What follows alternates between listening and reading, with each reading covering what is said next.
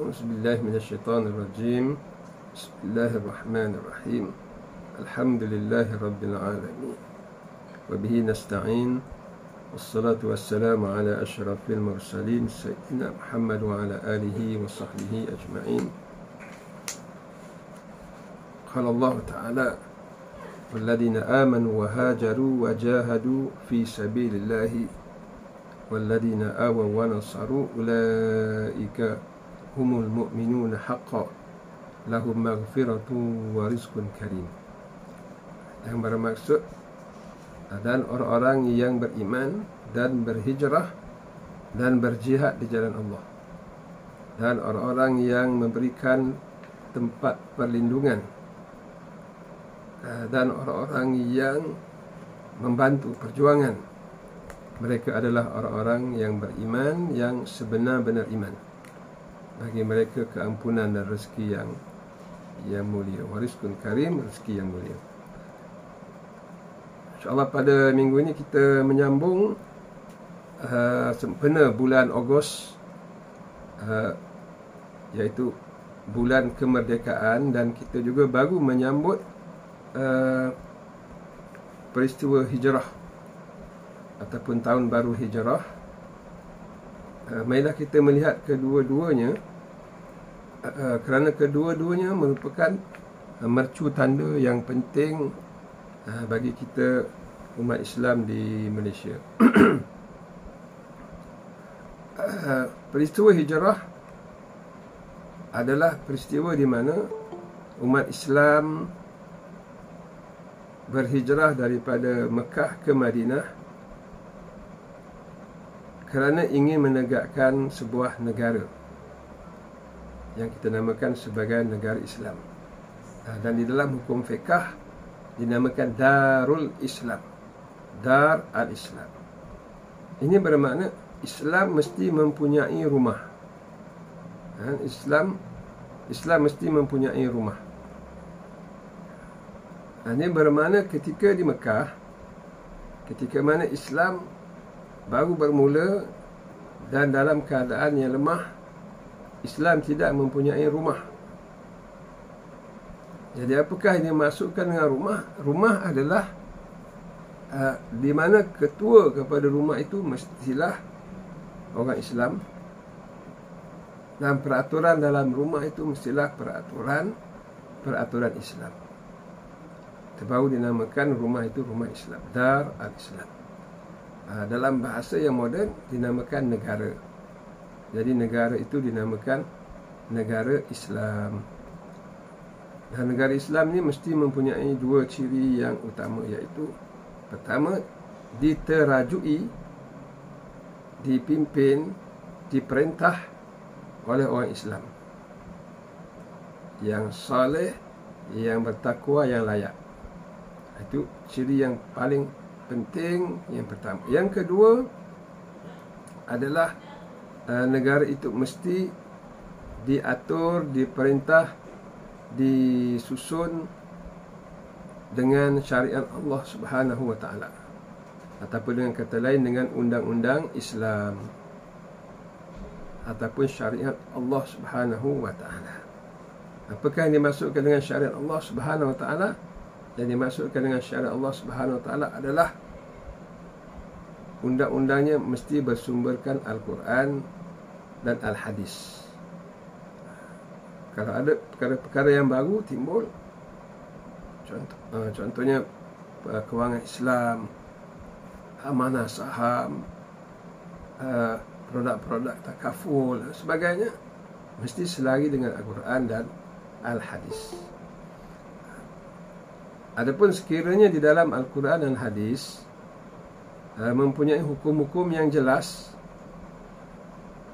seperti hukum riba, hukuman riba, hukuman zina, hukuman curi dan sebagainya, maka tidak ada ruang bagi manusia untuk memutuskan perkara-perkara yang sebaliknya. Di mana Allah Subhanahu wa taala berfirman, afatu'minuna bi ba'dil kitab wa takfuruna bi ba'd. Adakah kamu menerima sebahagian saja daripada Al-Quran Adakah kamu beriman sebahagian sahaja Al-Quran dan kamu engkar kepada sebahagian yang lain?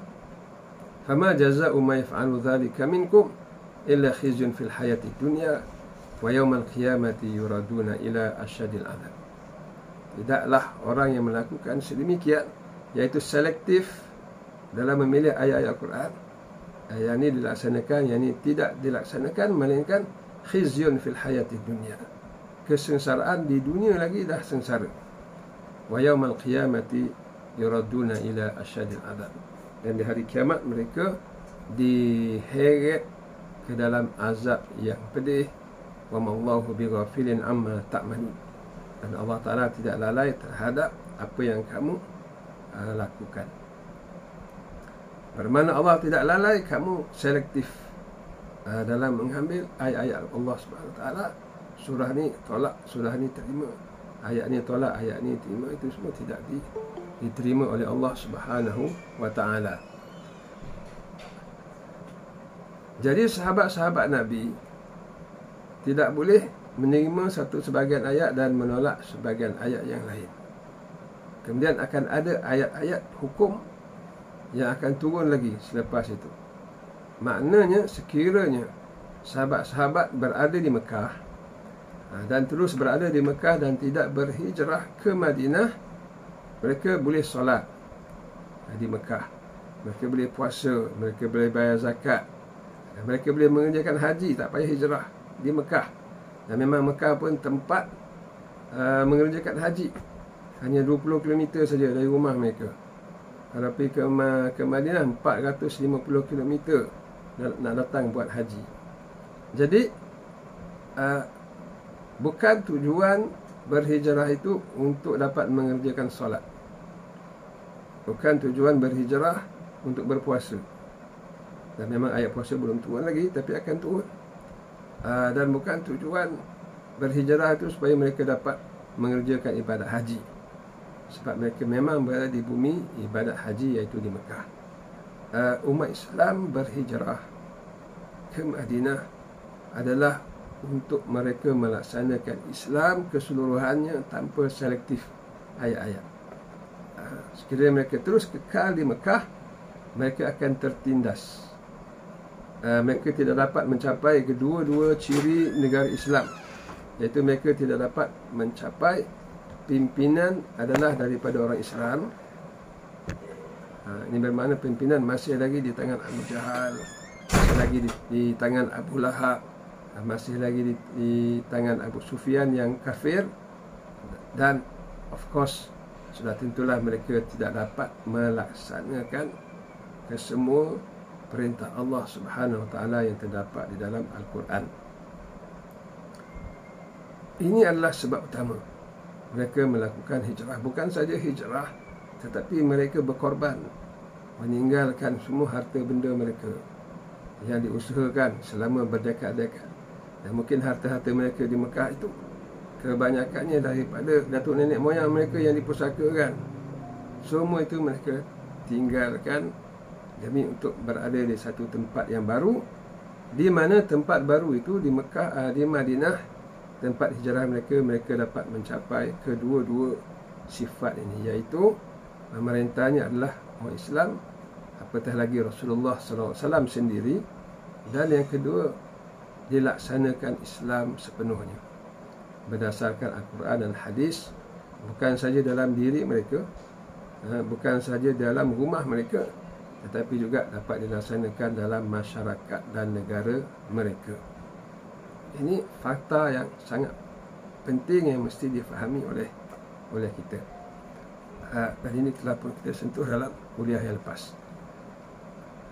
Kemudian roh ini ataupun kefahaman ini terdapat di dalam kitab-kitab, dalam kitab fiqh, dalam sirah. Dan ini bukan kali pertama diterangkan pada umat Islam pada hari ini. Kitab sirah telah berada di tangan umat Islam ratusan tahun yang lalu. Ratusan tahun yang lalu. Kitab-kitab fiqh telah berada di tangan umat Islam ratusan tahun yang lalu. Kitab yang sama yang sampai ke tanah air kita. semasa pembukaan Mekah, pembukaan Melaka pada abad-abad yang awal dahulu, di mana umat Islam, pendawa-pendawa daripada Yaman, daripada tanah Arab, berlabuh ke India, di India berlabuh di kepulauan-kepulauan Melayu, termasuklah di tanah air kita, dan menyebarkan Islam. Dan itulah kefahaman mereka, dan mereka mentadbir bumi kita dengan pimpinan orang Islam. Seperti mana kita maklum, para meswara bila masuk Islam, ramai yang masuk Islam, dan sejak daripada itu silih berganti pimpinan di tangan orang Islam. Kemudian dilaksanakan syariat Allah Subhanahu wa taala, kurun demi kurun, sehinggalah undang-undang Islam tertulis di dalam berbagai-bagai bentuk. Ada ahkam juhur. Ahkam ni adalah plural kepada hukum. Pluralnya ahkam juhur. Ada undang-undang Islam Melaka, ada undang-undang Islam di Pahang. Semua tu memenuhi dua ciri, iaitu pemimpin negara adalah Islam dan melaksanakan syariat Islam. Tapi bila datang British, British menukar undang-undang Islam ini kepada undang-undang British. Dan fakta sejarah menyatakan bahawa British copy paste dua undang-undang, sama ada undang-undang straight daripada England ataupun sebahagian lagi adalah undang-undang yang di copy paste daripada jajahan British di India. Sebab mereka terlebih dahulu menjajah umat Islam di India, dan mereka menukar syariat Islam di India dengan undang-undang civil ataupun undang-undang British yang sekular. Dan disebabkan ada banyak persamaan di antara India dengan Malaya ketika itu. Kedua-duanya adalah tanah jajahan dan kedua-duanya pernah diperintah oleh Islam, maka mudah untuk di copy paste dan dilaksanakan di tanah air kita. Jadi dengan penjajahan, sebab kita akan bawa kepada kemerdekaan yang menjadi topik kedua dalam kuliah kita. Kuliah kita menyentuh berkenaan dengan hijrah dan juga menyentuh berkenaan dengan kemerdekaan. Sempena bulan Ogos, bulan merdeka yang kita akan sambut tidak lama lagi. Jadi dengan penjajahan ataupun dengan penjajahan Inggeris di tanah Melayu, maka hilanglah dua ciri negara Islam yang paling asas, iaitu negara diperintah oleh Islam, oleh orang Islam yang layak, yang saleh, dan yang kedua, negara melaksanakan ataupun diperintah dengan syariat Islam, dengan hukum hakam Allah Subhanahu wa ta'ala, dengan apa yang terdapat di dalam kitab-kitab fiqh. Jadi dengan kefahaman hijrah, tujuan hijrah adalah untuk menegakkan negara Islam yang diperintah oleh orang Islam yang layak, yang saleh, yang takwa, dan dilaksanakan sistem Islam. Jadi dengan penjajahan Inggeris, hilanglah kedua-dua ciri ini di tanah air kita. Seperti mana hilang juga ciri ini di tanah air Islam, tanah air Islam yang berbagai-bagai di India, termasuklah di Turki, termasuklah di berbagai-bagai tempat. Jadi ini yang berlaku. Oleh sebab itu, mereka yang memahami sirah dan memahami perjuangan Rasulullah sallallahu alaihi wasallam, dan masyarakat kita yang memahami tujuan hijrah dilakukan oleh umat Islam dan oleh Rasulullah sallallahu alaihi wasallam, mereka inilah yang bangkit. Mereka inilah yang mula-mula bangkit, dan mereka lah yang menggerakkan masyarakat untuk bangkit menentang penjajah British. Jadi ini bermakna kebangkitan, gerakan kemerdekaan umat Islam di Malaysia di zaman British, penjajahan British dahulu adalah bertitik tolak daripada peristiwa hijrah ini. Begini kefahaman mereka terhadap agama. Dalam keadaan sebahagian lagi umat Islam dalam keadaan lalai dan tidur dan bermimpi di siang hari. Sebab apa? Mereka dah selesa British sedang memerintah tanah ini kita. British so-called membawa kepada pembangunan dan sebagainya. Dan memang betul British mendirikan sekolah-sekolah, bangunan-bangunan kerajaan, sehingga ke hari ini kita boleh dapat lagi melihat peninggalan British, penjajahan Kristian ataupun tentera salib yang menjajah negara kita. Masih nampak peninggalan-peninggalan mereka, iaitu rumah-rumah kolonial ataupun bangunan-bangunan kolonial yang tersergam hampir di setiap bandar ataupun di setiap pekan di dalam tanah air kita, sama ada berupa bangunan pejabat ataupun bangunan sekolah-sekolah. Tapi kita kena ingat bahawa perancangan mereka yang dikatakan ada 3G, Gold, God and Glory. Itu tujuan mereka datang ke tanah air kita dan ke negara-negara umat Islam satu masa dahulu, iaitu gold untuk merampok harta-harta yang ada di negara-negara yang dijajah, God iaitu Tuhan mereka, iaitu mereka datang untuk menyebarkan agama mereka, iaitu agama Kristian, dan glory iaitu keangkuhan, kemegahan dengan mereka memerintah dan meluaskan tanah jajahan mereka. Dan ini tidak dapat disangkal oleh sesiapa pun, sebab semua peninggalan tu masih ada, bangunan-bangunan tu dan sekolah-sekolah Methodist, sekolah konvent, itu semua dipanggil, sehingga ke hari ini pun kita memanggil dengan istilah sekolah-sekolah missionaries. Missionaries bermakna gerakan pengkristianisasi, gerakan-gerakan Kristian. Jadi mereka menubuhkan sekolah-sekolah ini dengan tujuan untuk menyebarkan kefahaman Kristian. Dan kita tahu kalau dulu ramai umat Islam yang masih menghantar anak-anak mereka dulu menghantar anak mereka ke sekolah-sekolah misioneri ini. Cuma apabila dah merdeka dan kuasa di tangan umat Islam,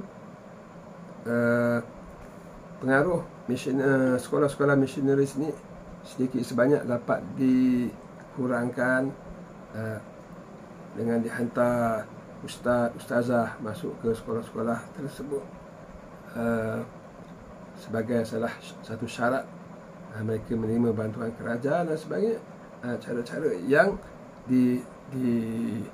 strategiskan oleh mereka-mereka yang memegang tampuk pemerintahan ketika itu. Dan tidak kurang sekolah yang terus ditukar menjadi sekolah kebangsaan penuh. Sebagai contohnya di Seremban, sekolah konvent sekarang sudah menjadi sekolah menengah puteri. Totally different dan totally bangunan pun dah diubah. Bangunan lama yang ada gereja, yang ada patung Jesus dan sebagainya telah pun diruntuhkan sebab berada di tengah-tengah balai. Diruntuhkan, diberikan bangunan baru dan ditukar nama menjadi sekolah menengah puteri. Tetapi di banyak tempat sekolah-sekolah misioneri ini masih beroperasi dan dapat mengkristiankan ramai orang Cina. Sehingga sekarang ini orang Cina mempunyai jumlah bilangan Kristian yang sangat ramai di tanah air kita. Dan kalau kita lihat di pantai timur, bukan pantai timur, di Malaysia Timur, kita akan tengok kesat ataupun bilangan sekolah-sekolah misioneri ini jauh lebih padat, jauh lebih banyak pada satu-satu tempat berbanding dengan di Semenanjung. Jadi bangkit umat Islam menuntut kemerdekaan, menentang penjajahan adalah bertitik tolak daripada kefahaman mereka terhadap Islam dan kefahaman mereka terhadap objektif peristiwa hijrah. Di mana hijrah tujuannya adalah untuk menegakkan negara Islam yang diperintah oleh pemerintah Islam dan melaksanakan sistem Islam dan undang-undang dan hukum hakam Islam. Jadi bila British datang, pimpinan dah jadi pimpinan kafir, sistem dan undang-undang jadi undang-undang British yang di copy paste daripada British ataupun daripada tanah jajahannya di India. Maka bangkitlah gerakan penentangan umat Islam di Malaya, di semenanjung tanah Melayu. Ini hakikat yang mesti kita fahami, dan mesti kita hidupkan ruh kemerdekaan dalam bentuk ini supaya umat Islam sedar bagaimana kita mendapat kemerdekaan ini melalui penentangan. Dan nama-nama yang masyhur, Tok Janggut, Raja Mahalela di Perak, Tok Janggut di Kelantan, Abdul Rahman Limbong di Terengganu, Mak Kilau di Pahang dan lain-lain. Ini nama-nama ini perlu diberi hak yang lebih daripada yang diberi pada hari ini. Sebab bukan dia seorang saja yang bangkit. Umat Islam bangkit bersama dengan mereka. Dan kita kena kaji bagaimana kebangkitan ini, bagaimana operasi-operasi mereka. Kalau sekiranya masih lagi hidup mereka-mereka yang terlibat dalam operasi-operasi itu, elok dijumpai dan dicatat dalam sejarah.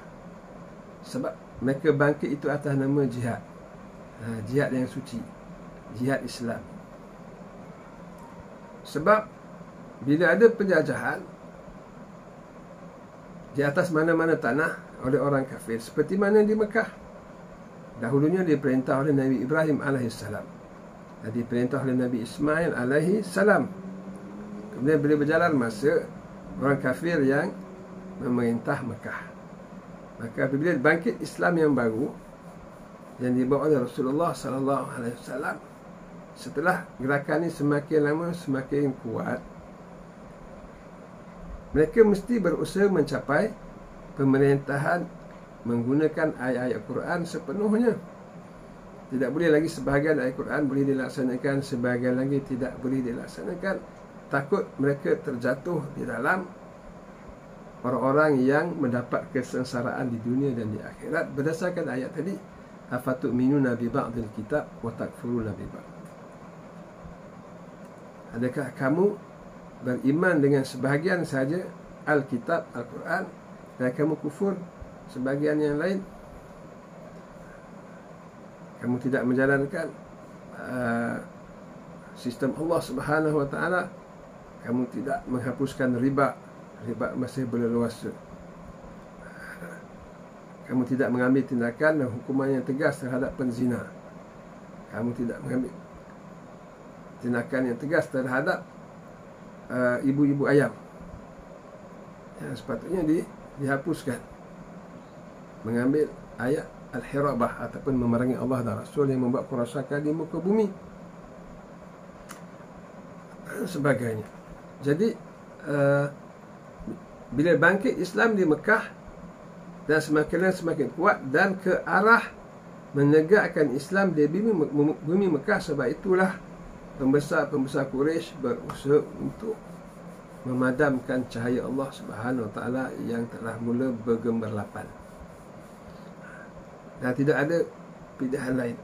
Sama ada Nabi menjadi pemimpin di Mekah dan melaksanakan sistem Islam, atau Abu Jahal, Abu Lahab, Abu Sufyan terus memerintah dengan hukuman jahiliyah, dengan undang-undang jahiliyah. atau Nabi memerintah dengan hukum hakam Islam. Itu saja dua pilihan yang berlaku di Mekah. Dan Allah Ta'ala pun sebut dalam Al-Quran, afa hukmal jahiliyati yabghun wa man ahsanu minallahi hukman liqaumin yuqinun. Adakah undang-undang jahiliyah yang mereka mahu? Sedangkan siapakah yang lebih baik hukumannya selain daripada Allah bagi kaum yang yakin, bagi kaum yang beriman. Bagi kaum yang beriman, hukum Allah yang lebih baik daripada segala hukuman yang lain. Jadi itu fenomena yang sedang berlaku di Mekah dan sedang memuncak. Tidak ada pilihan lain sama ada Islam ataupun jahiliyah. Sebab itulah Rasulullah sallallahu alaihi wasallam berhijrah ke Madinah. Sebab mereka tidak ada kekuatan untuk berdepan dengan Abu Jahal, Abu Sufyan, Abu Lahab, Umayyah bin Khalaf dan sebagainya. Tidak ada kekuatan. Maka mereka membawa umat Islam tu ke tempat lain, berhijrah dan memerintah mereka dengan Islam di tempat yang baru.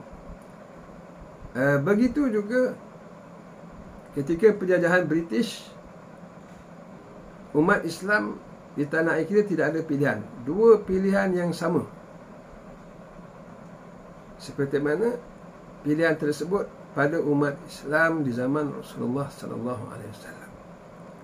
Objektif dia adalah Al-Quran mesti memerintah. Undang-undang mesti Al-Quran. Sama ada mereka menentang British dan British keluar, dengan kata lain, dengan British dihijrahkan balik ke negara mereka. Atau kalau British kuat dan terus menjajah, kita yang kena keluar. Mereka umat Islam yang sedar, mereka terpaksa keluar seperti mana keluarnya Rasulullah sallallahu alaihi wasallam. Sebab untuk kekal berada di atas muka bumi tanpa dapat dilaksanakan ayat-ayat Allah sepenuhnya, ini tidak mungkin. Bagaimana mereka nak menjawab di depan Allah Subhanahu wa taala? Bagaimana mereka nak menjawab?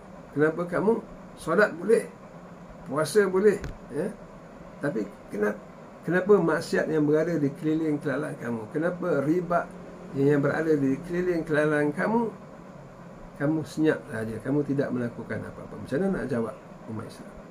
Maka mereka mesti bangkit.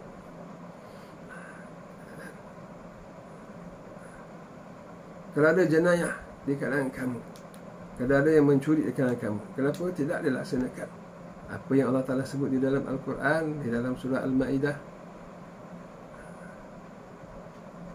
Sekiranya ada yang berzina di kalangan kamu dan ada pengakuan ataupun ada persaksian, kenapa tidak dilaksanakan surah An-Nur dalam masyarakat kamu? Ini perasaan rasakan kewajipan yang dapat dirasakan oleh pejuang-pejuang dan umat Islam ketika itu. Sebab itu mereka berdepan dengan penjajah British, tidak ada pilihan lain. Sama ada penjajah itu dihijrahkan, mana mereka cabut lagi, ditentang, ataupun umat Islam kena berhijrah. Kalau umat Islam nak berhijrah, nak pergi ke mana? Inilah tanah mereka, inilah kampung halaman mereka. Tidak ada pilihan, melainkan mesti bangkit dan melawan penjajah. Sebab itu bangkit hampir di semua negeri. Kebangkitan itu adalah kebangkitan Islam. Kebangkitan itu mengambil roh pengajaran daripada peristiwa hijrah yang berlaku. Di sinilah kita kena hubung kaitkan di antara hijrah dan hari kemerdekaan. Dan kita mengharapkan bahawa semua penerangan, ceramah, seminar berkenaan dengan kemerdekaan ini dan tuntutan kemerdekaan dan hari memperingati kemerdekaan harus diterangkan dalam bentuk seperti mana yang kita terangkan sebentar tadi. Kemudian apa yang berlaku di Afghanistan pada minggu lepas, ini pengajaran besar pada umat Islam. Kita tak tahu macam mana, siapakah Taliban ini ujung pangkal dia. Walaupun semua kita membaca tentang Taliban, tapi yang kita nak tengok bukan Taliban tu, semata-mata kita nak lihat penjajahan ke atas bumi Afghanistan. Sama lebih kurang penjajahan yang berlaku di negara-negara Islam yang lain, termasuk di tanah air kita. Sama. Datang tentera salib masuk ke negara dan kemudian mereka berada di situ bertahun-tahun lamanya. Kalau British 100 tahun lebih, Amerika baru berada 20 tahun. Dan mereka tak akan keluar. Dan umat Islam hampir lupa lah. Amerika berada di Iraq ke, Amerika berada di Afghanistan ke, mereka berada di Syria ke, umat Islam dah, ramai umat Islam ni dah tak kisah.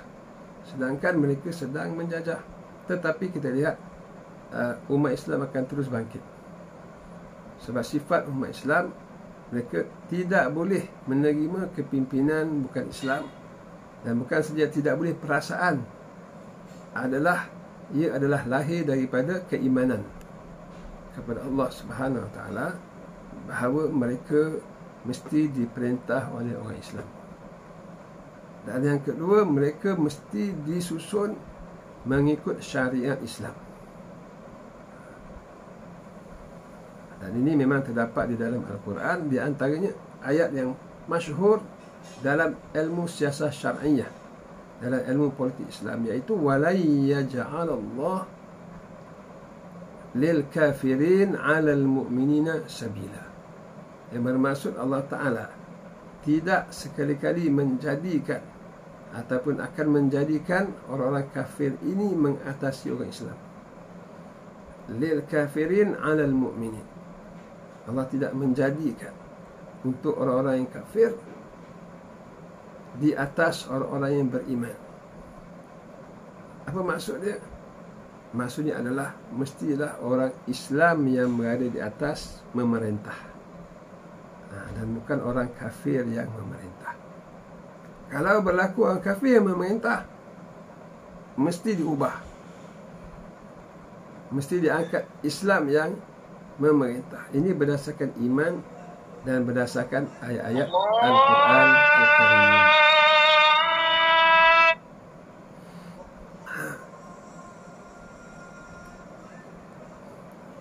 Jadi umat Islam yang benar-benar beriman kepada Allah dan Rasul sekali-kali tidak akan merelakan mereka ini diperintah oleh orang yang bukan Islam.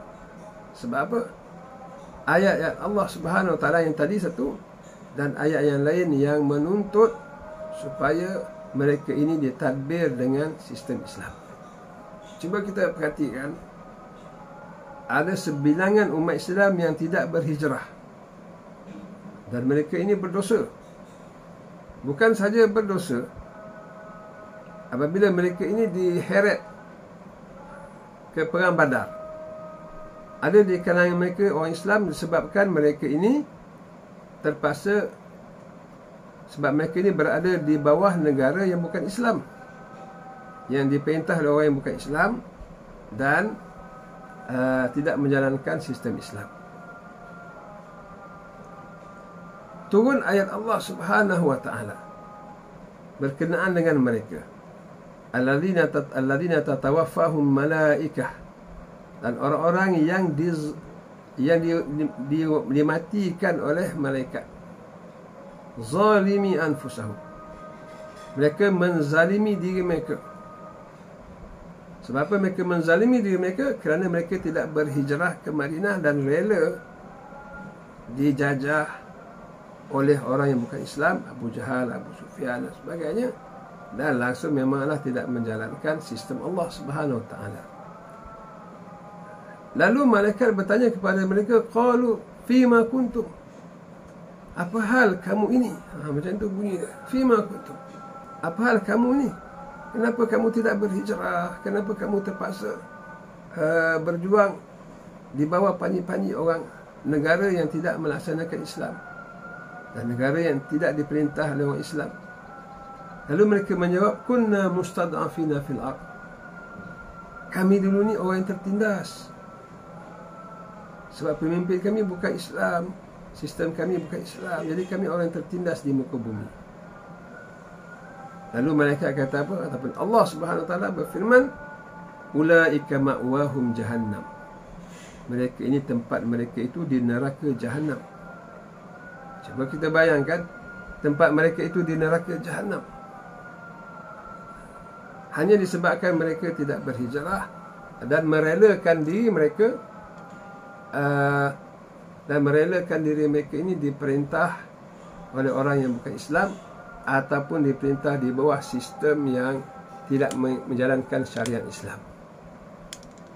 Jadi ini pengajaran kepada kita, tuan-tuan dan puan-puan sekalian. Mudah-mudahan kita peka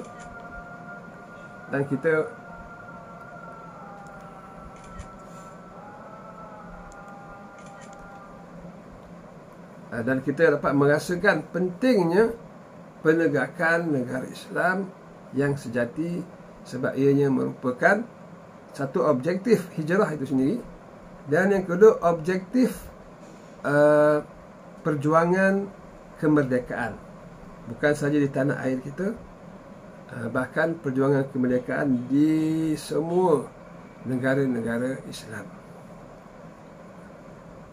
Semua kebangkitan kemerdekaan di negara-negara Islam adalah hasil kesedaran yang dibangkitkan daripada Timur Tengah atas kesedaran Islam. Ini kita kena ingat.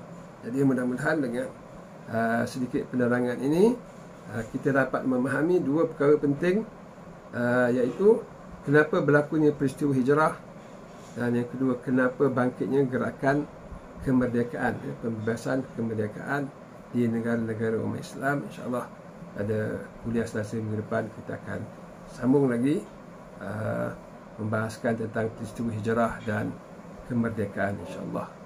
Qulu qawli hadza wa astaghfirullahal azim. Assalamualaikum warahmatullahi wabarakatuh.